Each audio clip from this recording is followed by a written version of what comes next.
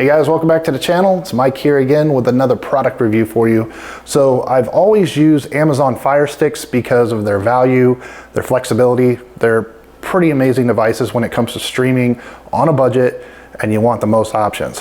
However, I recently moved into this new apartment and I wanted to do everything smart home. So I wanted to integrate voice control with my lights, with my TV, with my speakers and everything. So I went with all Google Nest setup. So if you're in the market for something streaming or you just want to see what Google offers in AI, this is the Google Chromecast with Google TV.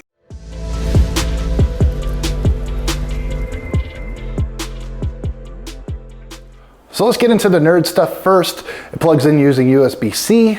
It has an adapter that plugs directly into your HDMI port. Modern stuff. It supports 4K, it supports HDR, it's Bluetooth enabled, and of course it connects to the internet through Wi-Fi. It only costs about 50 bucks and it's small and out of the way. The remote is super easy to use, with the highlight being the fact that the buttons are mostly self-explanatory. Setup takes no time at all, especially if you have a Google account or pre-existing Gmail or pretty much anything Google. You'll be able to sign right into this thing. You can let the device update itself, and then there's immediately hundreds of supported apps in the App Store, but also in true Android fashion, you can sideload Kodi or anything else you want. The menu system is pretty intuitive. It works just like any other Android mobile operating system.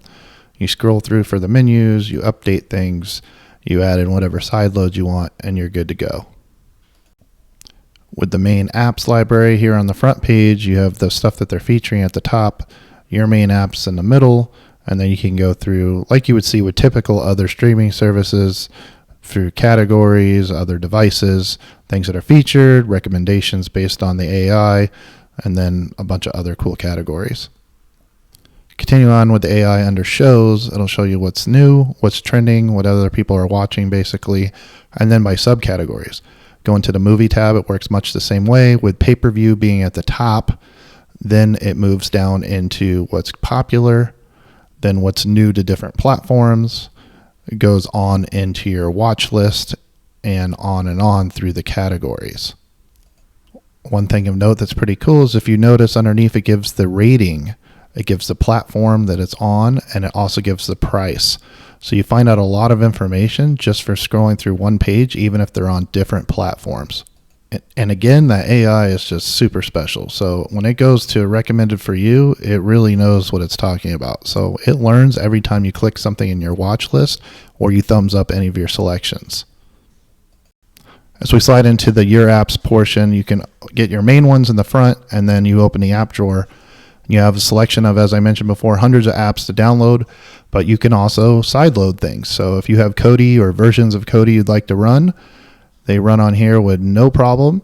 The only limitation is the amount of hard drive space, but everything functions easily. There's a downloader native app to pull stuff directly from the internet to the streaming service. Of course, there's a continue watching tab, which is great because it also, if you have multiple, it'll keep all continue watching. So of course, my favorite is the voice search. Everything in my house is voice activated. So here I search by saying The Matrix. It pulls it up. It shows the most convenient choice, usually on the left, or the free choice. You can watch the trailer. You can watch list it to put it in your list. And then of course it gives you sources. Now it's important to note that it doesn't play nice with Prime. No, seriously, like they have issues with Amazon. But another cool thing is you can search by director or actor. Here I clicked on Keanu, and you can pull up any movie that they have in the full database, regardless of what service it's on. It's pretty neat. Google, play music on living room TV. Sure, music from Apple Music, playing on living room TV. It plays nice and perfectly with Apple TV and Apple Music.